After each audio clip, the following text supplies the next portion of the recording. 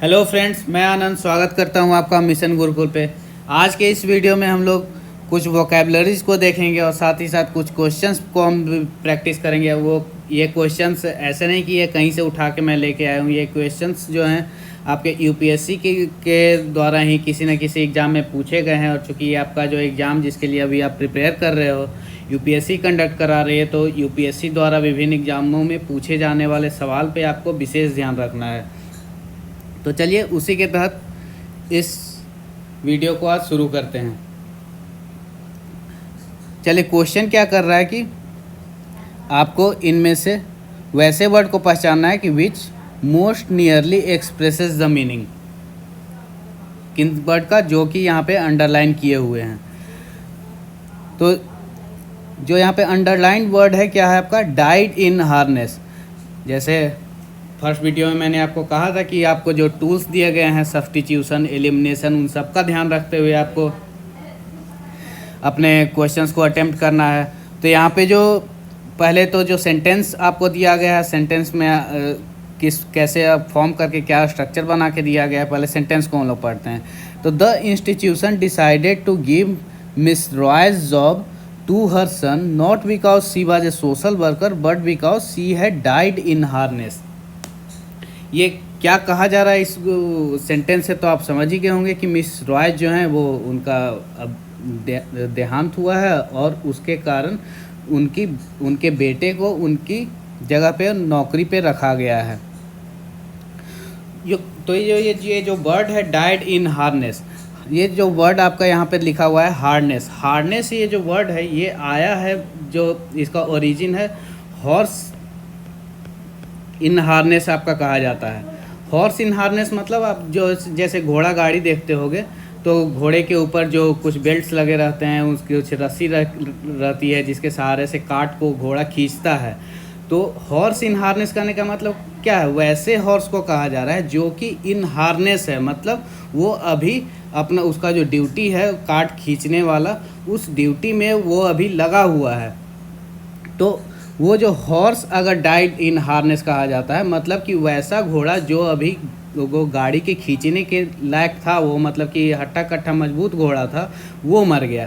तो वैसे ही इंसानों के साथ भी उससे वहाँ से कोरिलेट किया गया है कि when a person died in harness, मतलब वो अपनी जो उसके परिवार की जो गाड़ी थी, गाड़ी कहने का मतलब कि वो जो खर्चे वर्चे का जो वहन कर रहा था, वो कुछ इनकम का उसका सोर्स था, वो जनरेट कर पा रहा था।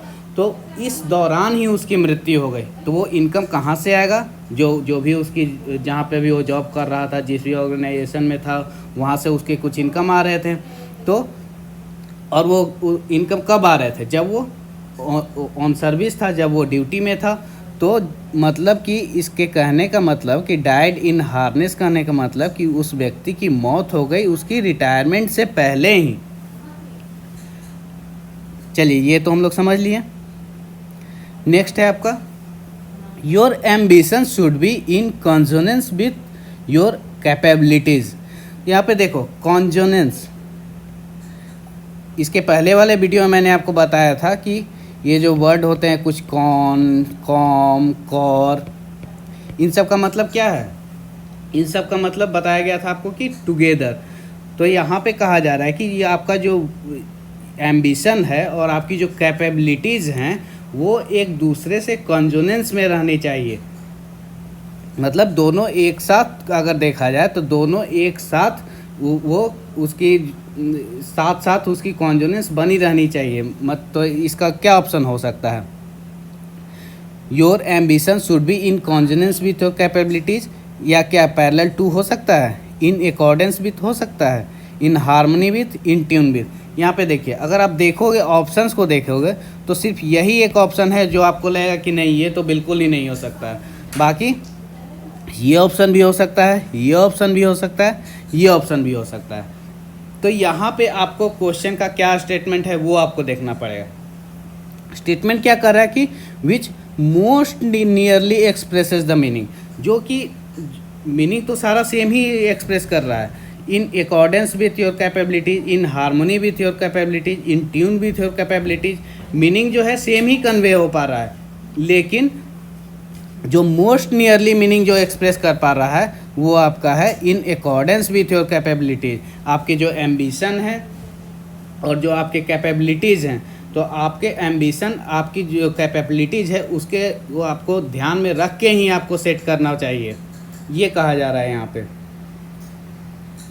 नेक्स्ट क्वेश्चन है I could not go up in the life for want of proper guidance. तो फॉर वांट ऑफ करने का मतलब क्या है कि something that does not exist, और जो वैसा चीज़ जो आपके पास अवेलेबल नहीं है। इसका ये जो फ्रेज है वहाँ पे फॉर वांट ऑफ, इसका मतलब इसका मीनिंग ये है। तो यहाँ पे क्या कहा गया है, I could not go up in life, मैं अपने जीवन में कुछ ज़्यादा अच्छा या ज़्यादा बेहतर नहीं कर पाया। क्यों? क्योंकि मुझे प्रॉपर गाइडेंस नहीं मिली, प्रॉपर गाइडेंस मुझे नहीं मिली। तो यह तो मतलब सिंपल सा एक्सप्रेशन है। ये आपका क्या होगा ऑप्शन, ये हो जाएगा फॉर लैक ऑफ, मुझे ये ऐसा नहीं मिला इसलिए मैं ज़्यादा आगे अचीव कुछ ज़्यादा नहीं कर पाया। चलिए नेक्स्ट क्वेश्चन है आपका, दो ही वॉज एरोगेंट। एरोगेंट का मतलब पता ही होगा कि उसका बिहेवियर ठीक नहीं है, रूड है वो। दो he was arrogant I could not dispense with his services. ये जो है आपका फ्रेज है यहाँ पे, फ्रेजल वर्ब है यहाँ पे, डिस्पेंस विथ। डिस्पेंस विथ करने का मतलब है कि आप किसी चीज़ का इस्तेमाल करना बंद कर देते हो। क्यों बंद कर देते हो? क्योंकि उस चीज़ की आपकी अब ज़रूरत नहीं महसूस कर रहे हो।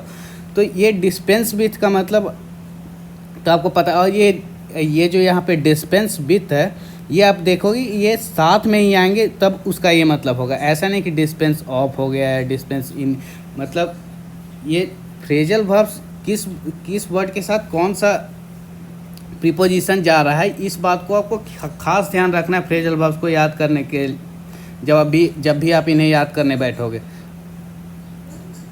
और याद करना ऐसे भी नहीं कि आप बिल्कुल उसे रट्टा मार रहे हो। आप क्वेश्चंस को प्रैक्टिस करके कुछ आपके जो पैराग्राफ्स वगैरह हैं, कुछ आप आर्टिकल्स वगैरह है वो सब पढ़ोगे तो आपको ये सब जब नज़र से गुजरेगी, इसके जब यूजेज आप समझ पाओगे तब ये चीज़ आपको ज़्यादा क्लियर होती चली जाएगी। अगर आप ऐसे ही याद करने बैठो तो ये आपको किसी न किसी मोड़ पे ये आपको कन्फ्यूजन ही देगा, ऐसे जो फ्रेजल वर्ब्स होते हैं। तो क्या कहा जा रहा है कि दो he was arrogant I could not dispense with his services, I could not stop using his services. तो मतलब यहाँ पे क्या कहा जाए कि वो उसका बिहेवियर ठीक नहीं था लेकिन फिर भी हम उसे काम से हटाएं नहीं। तो यहाँ पे क्या होगा आपका टर्मिनेट। चलिए नेक्स्ट है आपका, in spite of his hard work he was made a scapegoat for the failure of the project. Scapegoat ये काफ़ी ज़्यादा ही कॉमन है और काफ़ी ज़्यादा इम्पोर्टेंट है। ये मतलब क्या कहूँ इसके बारे में कि ये जितने भी एग्ज़ाम होते हैं यूपीएससी ही नहीं बल्कि और भी जो इंस्टीट्यूशंस हैं जो भी एग्ज़ाम कंडक्ट करवाती हैं, ये जो आपका वर्ड है उन सब सारे ही एग्ज़ाम में कहीं ना कहीं आपको दिखेगा ही। आप प्रीवियस ईयर किसी भी एग्ज़ाम का उठा लो, आपको ये वर्ड आपको मिलेगा ही मिलेगा। तो वैसे वर्ड्स को आपको विशेष ध्यान रखना है कि जो वर्ड जो है बिल्कुल ही ज़्यादा एग्ज़ाम्स, ये कहा जाता है एग्ज़ाम फेवरेट वर्ड।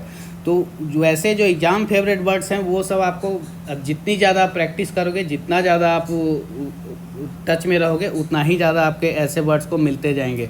और ऐसा नहीं कि एक बार एक एग्ज़ाम में पूछ दिया गया तो ये वर्ड रिपीट नहीं हो सकता है। ऐसे एग्ज़ाम फ्रिक्वेंटली रिपीट होते रहते हैं।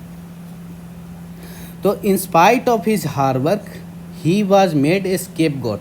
स्केपगोट जैसे अगर हिंदी में इसका वर्ड मीनिंग देखें तो जैसे कहा जाता है बलि का बकरा। मतलब उसकी गलती तो वैसी कुछ नहीं है लेकिन फिर भी सारा इल्ज़ाम उसी के ऊपर डाल दिया गया। तो वैसे स्थिति के लिए जो वर्ड यूज होता है आपका scapegoat for the failure of the project. मतलब उसने काम तो बहुत किया लेकिन फिर भी सारा ब्लेम उसी के ऊपर डाल दिया गया। तो देखिए क्या है इसका option, freed from any responsibility for suspected of causing blamed without a reason for. तो हमारा जो मीनिंग है ये है। इन सब के साथ साथ देखिए आप लोग, मतलब यहाँ पे आपका जो सेंटेंस के फॉर्म में दिया गया है, सेंटेंस के फॉर्म में देने से कितना आप लोगों को मतलब सहूलियत हो जा रहा है कि सेंटेंस में उस वर्ड की क्या मीनिंग है वो आप अच्छे से समझ पा रहे हो।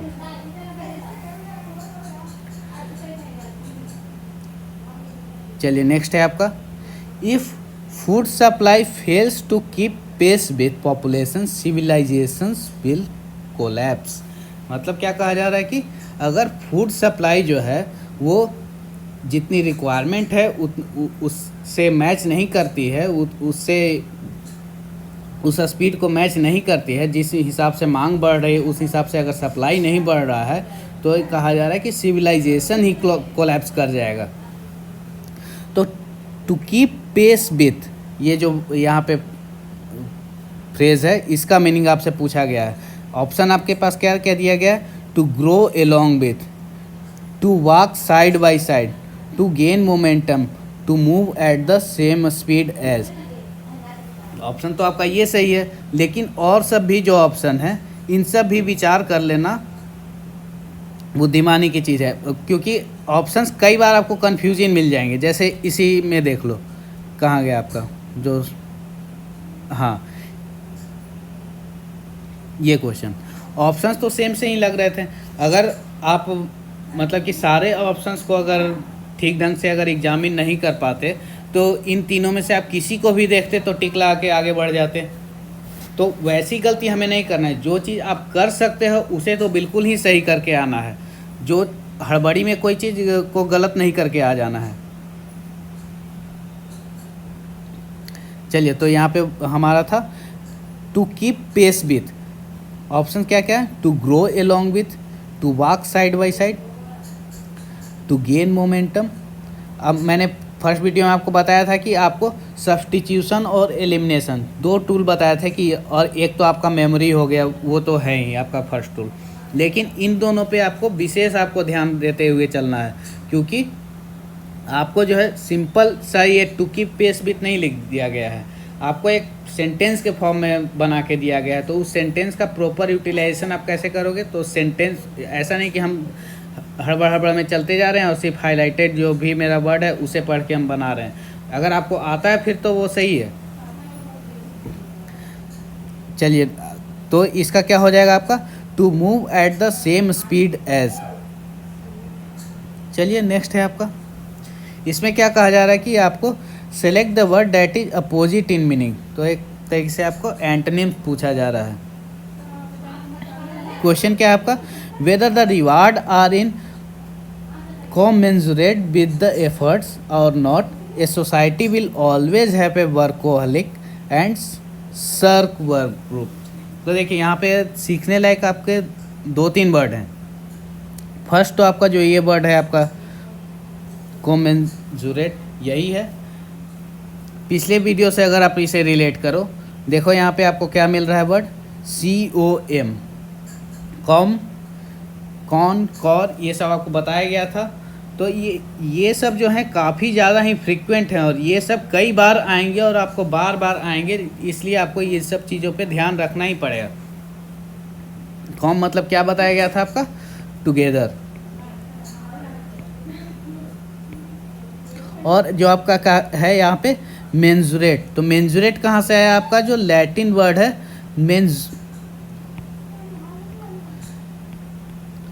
मेंजुरा से आया है। मेंजुरा का मतलब क्या होता है कि आपका टू मेजर, जैसे मेजरमेंट हो गया, ये यहीं से आया है, मेंजुरा से आया है। तो whether the rewards are incommensurate with the efforts, जो आपके रिवार्ड्स हैं, जो मतलब आपको पुरस्कार या फिर जो आपको एक तरीके से जो आप काम कर रहे हो उसकी जो रिवार्ड्स, जैसे आप कहीं काम कर रहे हो तो रिवार्ड में आपको क्या मिल रहा है, सैलरी मिल रहा है। तो जो आपके रिवार्ड्स है कोमेंजुरेट विद द एफर्ट, तो यहाँ पे क्या हुआ, रिवार्ड्स और एफर्ट को साथ में मेज़र किया जा रहा है। मतलब साथ में मेजर किस चीज़ को किया जाता है, जो मतलब बिल्कुल प्रोपोर्शनेट चीज़ हो, ऐसा नहीं कि बिल्कुल डिसप्रोपोर्शनेट चीज़ को तो आप नहीं साथ में करोगे कि एक बिल्कुल छोटा है और एक बिल्कुल बड़ा है, तो उन सबको आप कैसे साथ में मेजर करोगे। दोनों तुलनात्मक दृष्टिकोण से देखा जाए तो तुलनात्मक तरीके से दोनों अगर बिल्कुल सेम, जो कहा जाता है कि 19-20 का फासला वाला, तो वैसे चीज़ को मेजर किया जा सकता है। ऐसा नहीं कि आप 1 ग्राम और फिर 1 टन को आप कहोगे कि हम इन्हें मेजर करेंगे, इन्हें एक पलड़ा में 1 टन को रखेंगे और एक पलड़े में 1 ग्राम को रखेंगे, तो ये क्या मतलब सही तरीका होगा? नहीं। तो ये कहा गया कि कोमेंजुरेट करना है, कोमेंजुरेट विद द एफर्ट, जो आपके रिवार्ड्स और एफर्ट्स को कोमेंजुरेट किया जा रहा है। तो सेंटेंस क्या था आपका? Whether the rewards are incommensurate with the efforts और not, a society will always have a workaholic and server group. तो ये कॉमेंजुरेट विद करता हम लोग मतलब समझ गए। अब आपका एक और वर्ड है आपका वर्कहॉलिक। तो वर्कहॉलिक आप जैसे अल्कोहलिक तो आप सबने सुना होगा कि अल्कोहल का एडिक्शन है तो वो व्यक्ति क्या है? अल्कोहलिक है। वैसे ही वर्क का एडिक्शन है तो वो व्यक्ति वर्कोहलिक है। हम बस काम किए ही जा रहे हैं, बस धुन सवार है काम करने का। वैसे लोगों को कहा जाएगा क्या? वर्कोहलिक है। और एक जो ग्रुप ऑफ पीपल होता है वो क्या होते हैं? सर्क होते हैं। मतलब काम है लेकिन फिर भी वो जी चुरा रहे हैं, कतरा रहे हैं करने से, मतलब काम करना ही नहीं चाह रहे हैं। वैसे लोगों को क्या कहा जाता है? सर्क। तो यहाँ पे देखिए क्या है कि आपके जो रिवार्ड्स हैं और जो एफर्ट्स हैं, एक दूसरे से रिवार्ड्स के तुलना में अगर आपके एफर्ट्स हैं वो आपके हैं या नहीं, वेदर दे आर और दे आर नॉट, सोसाइटी में ऐसे ग्रुप आपके ऑलवेज अवेलेबल हैं जो कि या तो कुछ वर्कहॉलिक होते हैं या फिर कुछ सर्क होते हैं। तो चलिए ये सब तो हम लोग समझ लिए। यहाँ पे हम 3 वर्ड को देखें। और कोमेंजुरेट मतलब यहाँ पे कोमेंजुरेट मतलब इसका अपोजिट क्या होगा वो भी हम लोग एक तरीके से जान ही गए। तो क्या होगा आपका अपोजिट? डिसप्रोपोर्शनेट। नेक्स्ट है आपका Wars leave behind a large number of emaciated soldiers in the camps of both the victorious and the vanquished। देखिए emaciated मतलब बहुत ही ज़्यादा एक तरीके से दुर्बल, दुबला पतला। तो जब वार होते हैं देखिए बिल्कुल या तो आप विजयी हुए या फिर पराजित हुए। क्राइसिस सिचुएशन तो दोनों दल के लिए है। जो जीत रहा है वो भी मतलब एक अपने लिमिट्स को पुश करके ही जीत रहा है। ऐसा नहीं कि कोई जो लड़ाई होती है तो जो सोल्जर्स हो रहे हैं, सोल्जर्स वहाँ पे लड़ाई कर रहे होते हैं, वो जान जोखिम में डालते हैं, खुद में कुछ ना कुछ तो खतरा लेते ही हैं। कितने दिनों तक उन्हें भूखे प्यासे रहना पड़ता है, जिसकी वजह से क्या हो जाता है? वो काफ़ी दुबले पतले हो जाते हैं, मतलब उनकी हेल्थ डिटोरिएट हो जाती है। तो ये वही कहा जा रहा है कि wars leave behind a large number of emaciated soldiers in the camps of both victorious मतलब कि जो विजयी ग्रुप है, और वैंक्विस्ड मतलब कि जो पराजित वाली जो ग्रुप है। तो आपको पूछा जा रहा है कि इमेसिएटेड का क्या है अपोजिट? तो क्या थिन होगा? ये तो बिल्कुल आपका सिनोनिम जैसा हो गया, तो नहीं जी, ये नहीं होगा। डिसइल्यूजन्ड होगा?